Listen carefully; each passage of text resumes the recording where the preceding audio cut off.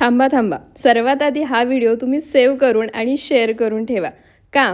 कारण हा पदार्थ पाहिल्यानंतर तुम्ही मुलांना बाहेरचे अस्वच्छतेत स्ट्रीटवर बनवलेले पदार्थ देणं बंद कराल, कारण घरच्या घरी इतक्या सोप्या पद्धतीने बनवून तयार होईल.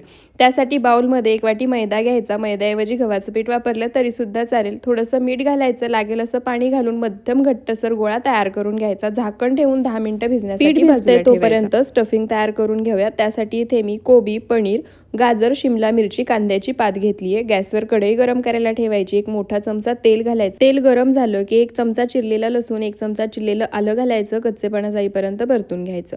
गॅसचा फ्लेम मोठाच ठेवायचा. त्यानंतर चिरलेला कोबी, चिरलेली शिमला मिरची, चिरलेलं गाजर घालायचं. मोठ्या आचेवर 2 ते 3 मिनिटं परतून घ्यायचं. सर्व भाज्या चिरण्याऐवजी चॉपरमध्ये एकदम बारीक चॉप करून घेऊन घातल्या तरीसुद्धा चालतील.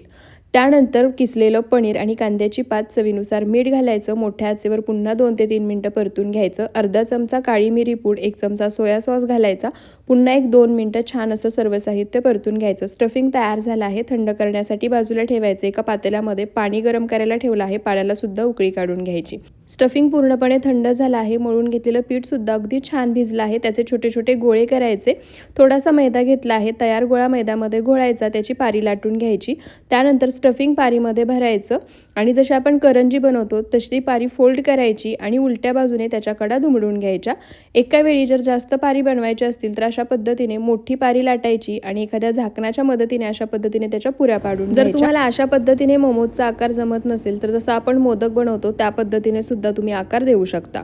तयार मोमोज एखाद्या चाळणीमध्ये काढायचे. चाळणीला मी तेलाने ग्रीस करून घेतला आहे. वरून कोथिंबीर आणि लाल मिरची पावडर भरून राहायची. 15 मिनिटं मोमोज स्टीम करून घ्यायचे. मस्त ज्युसी असे व्हेज मोमो तयार आहेत. तुम्ही सुद्धा नक्की बनवून पहा. व्हिडिओ आवडला